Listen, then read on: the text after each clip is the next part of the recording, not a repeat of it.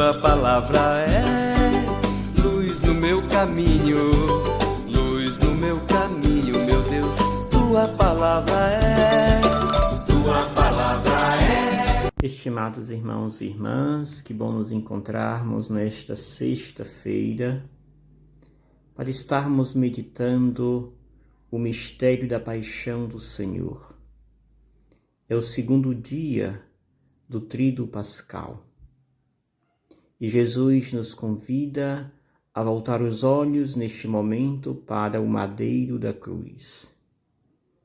Aos olhos do povo grego, morrer na cruz parece uma loucura.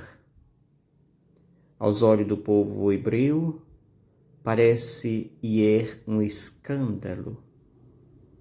Aos olhos daquele que tem fé, é o mais belo gesto de amor que Deus tem para com a humanidade.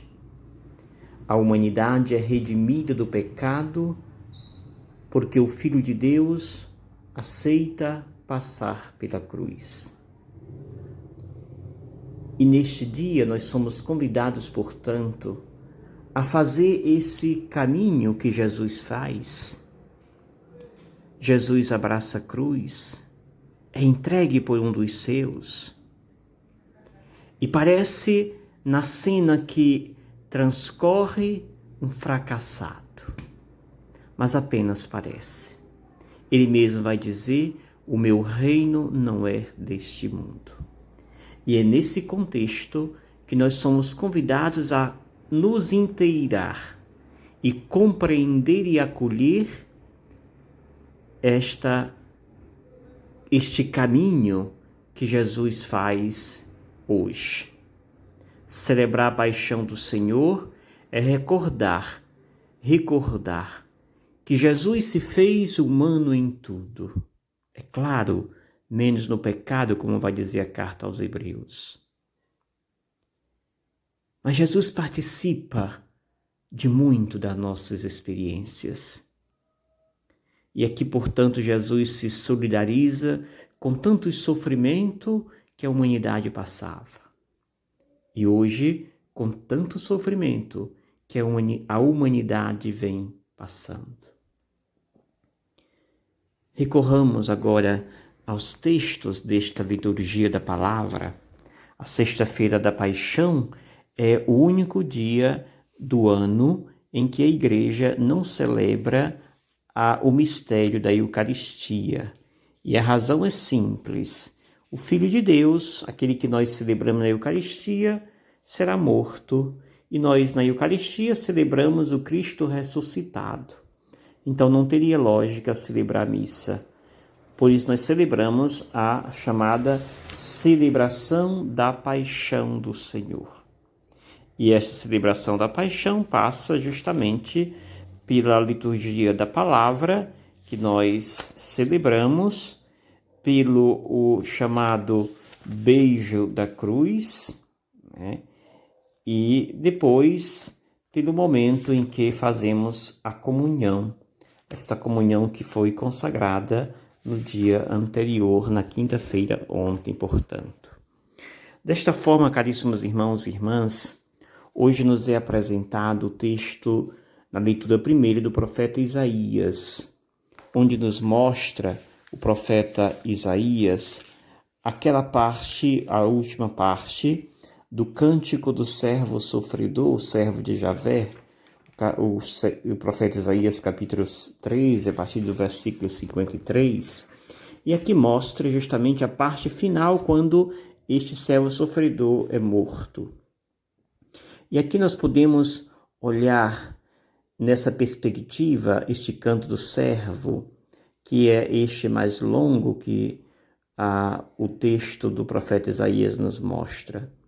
E é mais longo e também o mais rico em doutrina que a igreja nos ensina. Os 3 primeiros cânticos, o hino ao servo sofredor, apresentam a missão do servo. Agora este, que é o 4º cântico, revela justamente a morte, de como foi que este morreu. Nesse texto nós podemos a meditar em cima de 5 pequenos pontos. O primeiro refere àquele servo que faz o bem. Ele que fez o bem, ele que protagonizou o bem, ele que viveu para fazer o bem. Mas iremos perceber, à medida que o texto se desenvolve, que ele recebe não o bem, mas recebe o mal. É maltratado, é judiado, é provado. E nesse contexto, parece que Deus reserva aos seus o mal, apenas parece. Iremos ver isso no desenvolver do texto. Depois, na terceira parte, mostra a resposta do mal com o mal, né? Ou seja, o mal ele vai ser autodestruído, destrói-se por si mesmo. O quarto momento mostra justamente o mal que parece que persiste em ir até o fim. Apenas parece. Ele não vai ter força para se autossustentar. E aí, no último momento, o quinto ponto, mostra justamente que a última palavra sempre é de Deus, né? É interessante perceber neste relato, né, que Deus está com este servo. Ou seja, Deus está ali com ele, presente, junto dele, fortalecendo, dando força, e ele é, sim, enviado do Pai, enviado de Deus. Portanto, o mal não terá a última palavra. A última palavra sempre é de Deus. Desta forma, nós podemos meditar o texto do Sagrado Evangelho. Este ano nós meditamos a narrativa da paixão segundo João, que nos mostra, claro, olhando esse retrato do servo sofredor, nós podemos olhar para Jesus, que parece que passa pelo mesmo caminho que o servo sofredor havia passado. O servo sofredor é, para nós católicos, cristãos, tipos do Jesus que vai enfrentar a cruz. E aqui nós podemos, neste Evangelho, meditar em cima também de 6 pequenos pontos. O primeiro ponto é olhar o plano de Deus.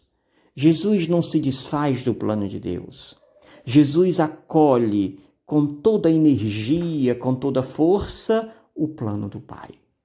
E por isso ele não foge, ele participa de todos os momentos que esse caminho proporciona. Segundo momento, nós podemos ver esse Jesus que oferece a vida, dar a sua própria vida, sem reserva, totalmente de Deus. Isso nós vemos plenamente quando Jesus vai ao encontro, não resiste às autoridades judaicas, não resiste aos romanos, mas simplesmente, serenamente, faz o caminho. Percebemos ali no ponto 3, quando Jesus então vai dizer, que homem, eis o homem. Ou seja, Jesus é o Filho de Deus. Isso não tem nenhuma dúvida. Até aqueles que o condenam reconhecem que ele é o Filho de Deus. Percebemos também que neste relato da paixão ali aos pés da cruz, está aqueles que não fogem. Está aqueles que permaneceram até o fim. Maria, com o discípulo amado e algumas mulheres. É o retrato de uma igreja fiel. É o retrato de uma igreja que não se dispersa. Diferente dos outros discípulos que todos fogem. Esses não. Estão ali desde o princípio. Acompanham Jesus e permanecem aos pés da cruz. E irão acolher nos seus braços o corpo de Jesus. É este o convite que nos faz o Evangelho, que nos faz a celebração da paixão do Senhor. Permanecer com Ele aos pés da cruz.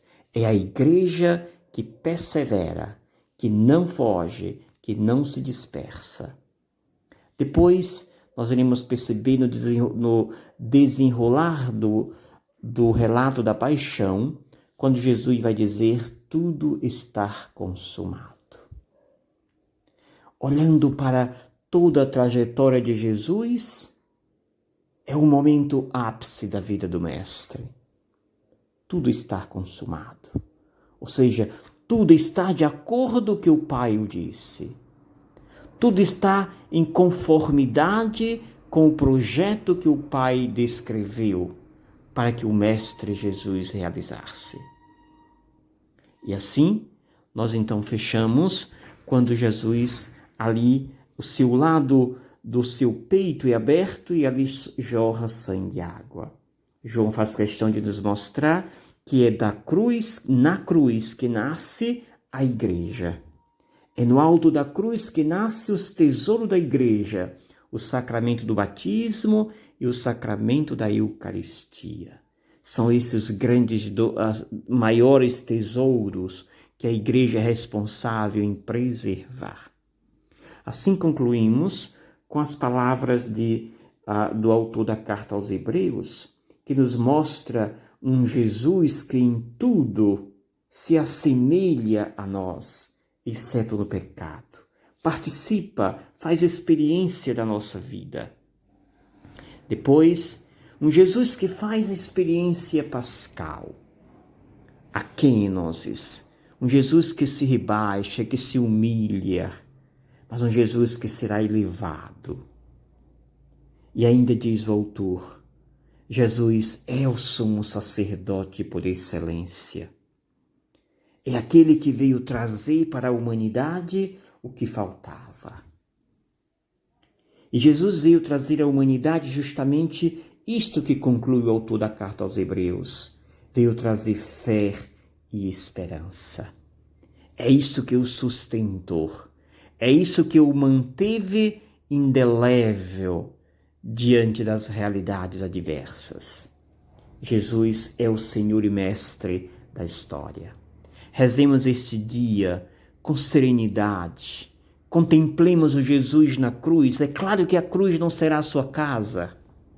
A cruz é apenas uma pequena parada.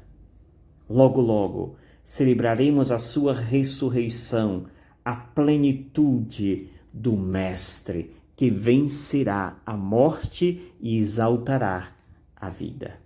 Que o Senhor nos abençoe, nos fortaleça, hoje e sempre. Nos dê coragem, força para vencer toda essa pandemia que aí está.